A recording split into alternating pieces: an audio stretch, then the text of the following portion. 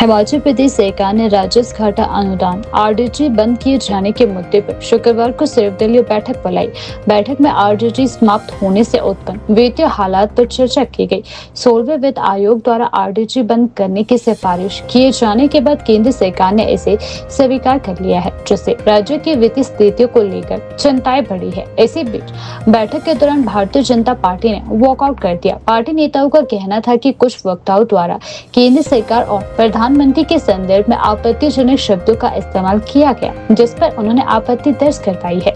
विरोध स्वरूप नेता प्रतिपक्ष जयराम ठाकुर, प्रदेश अध्यक्ष डॉक्टर राजीव बिंदल सहित अन्य भाजपा नेता बैठक छोड़कर बाहर निकल गए। भाजपा ने कहा कि राजनीतिक मतभेद लोकतंत्र का हिस्सा है, लेकिन भाषा की मर्यादा और संस्थाओं के प्रति सम्मान बनाए रखना सभी दलों की जिम्मेदारी है। प्रदेश अध्यक्ष राजीव बिंदल ने कहा कि पार्टी ने बैठक में प्रदेश हित को ध्यान में रखते हुए तथ्यात्मक और विस्तृत पक्ष रखा। उनका कहना है कि प्रदेश का विकास सभी दलों की साझा जिम्मेदारी है और भाजपा ने सत्ता में रहते हुए तथा विपक्ष में रहते हुए हमेशा प्रदेश हित को प्राथमिकता दी है। उन्होंने यह भी आरोप लगाया कि लगभग 40 महीने से सत्ता में रहने के बावजूद कांग्रेस सरकार अपनी वित्तीय विफलताओं का ठिकरा केंद्र सरकार और भाजपा पर फोड़ रही है। हिमाचल के हित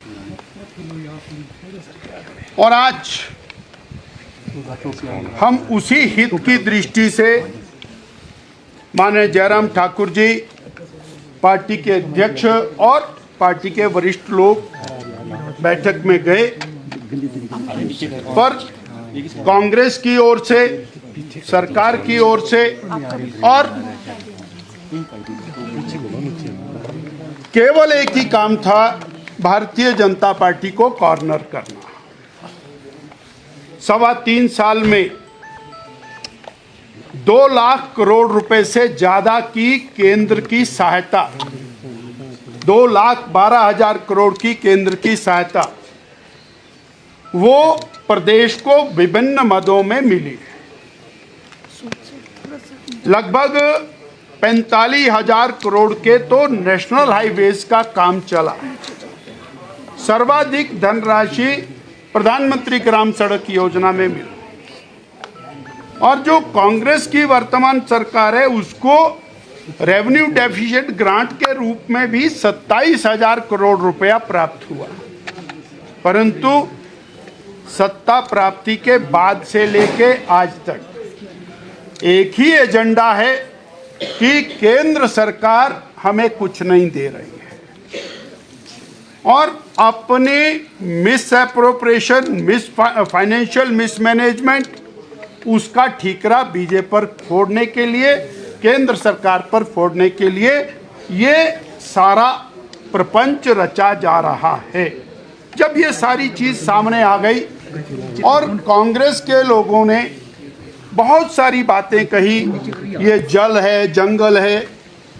अरे 70 साल आप लोगों ने 60 साल राज किया और वो जल जंगल, केंद्र की मोदी सरकार निरंतर हिमाचल को हर प्रकार से सहायता मदद कर रही है, परंतु उसके बावजूद केवल और केवल बीजेपी को कॉर्नर करना ये सर्वथा अनुचित है और केवल एक ही एजेंडा दोषारोपण, केंद्र पर अपनी सारी नाकामयाबियों का ठीकरा, अपनी फाइनेंशियल मिसएप्रोप्रिएशन का ठीकरा, जैसा जयराम जी ने कहा, वो बीजेपी पर फोड़ने की बात है। इसलिए हमने और बेहतर समझा कि इस प्रकार की स्थिति में जहां योजनाबद्ध तरीके से ये सब हो रहा है तो हम उस मीटिंग से बाहर और बहुत सारी चीज़ें पूछी कि भाई सत्ता बनी, आपने अपनी गारंटियों के दबाव में आकर के जो फाइनेंशियल कचरा किया वो क्यों किया? आपने चीफ पार्लियामेंट्री सेक्रेटरीज लगाए, गैर कानूनी लगाए, करोड़ों करोड़ों रुपया व्यय किया। उसके बाद करोड़ों करोड़ों रुपया आप सुप्रीम कोर्ट में वकीलों के माध्यम से व्यय कर रहे हैं। आपने भारी भरकम ओएसडीज की, एडवाइजर्स की और चेयरमैन्स, वाइस चेयरमैन्स की फौज लगाई। आपको जब वित्तीय संकट है उसके बावजूद आप लगातार पब्लिसिटी करके और पूरे प्रदेश के अंदर आए 15 दिन बाद होर्डिंग्स बदल देते हैं। अब पब्लिसिटी डिपार्टमेंट पूरा आपका लगा है प्रदेश के एक्सचेकर के ऊपर खर्चा करने के लिए, परंतु उसमें उनका यही कहना है कि ये तो बहुत थोड़े खर्चे हैं, वास्तव में तो ज़्यादा खर्चों की ज़रूरत है। तो जब वो मितव्ययता करने के लिए तैयार नहीं है तो प्रदेश हित के बारे में चिंता नहीं, केवल राजनीति की चिंता है और वो राजनीतिक दृष्टि से इस सारे मामले को उठा नहीं। अफसरों की बात नहीं हो रही है।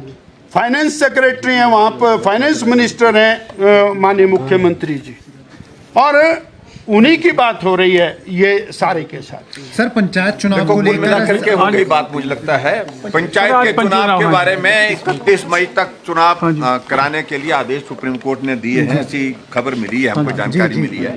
देखिए, मैं कुल मिलाकर के कहता हूँ, रेवेन्यू डेफिसिट ग्रांट सिर्फ एक राज्य को मिली होती तो हम कुछ और रूप अख्तियार करते, हम भी केंद्र के सामने उस तरह की बात।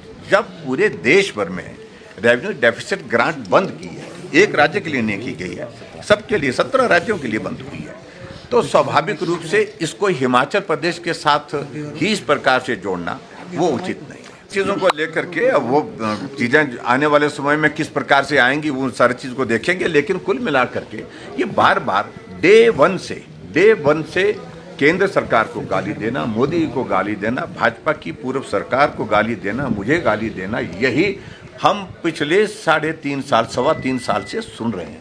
और आखिरकार इनका पॉलिटिकल एजेंडा आज की बैठक में भी कुल मिलाकर के लौबलवाब यही था कि ये इस कारण से, वो उस कारण से। हिमाचल प्रदेश की अगर आर्थिकी अगर पटरी से उतरी है 95 के बाद लगातार लोनिंग, और उसके बाद 2005 तक तो है इसको संभाला जा सकता, तो उसके बाद स्थिति आपके सामने, मुझे लगता है उसको ज़्यादा कुछ कहने की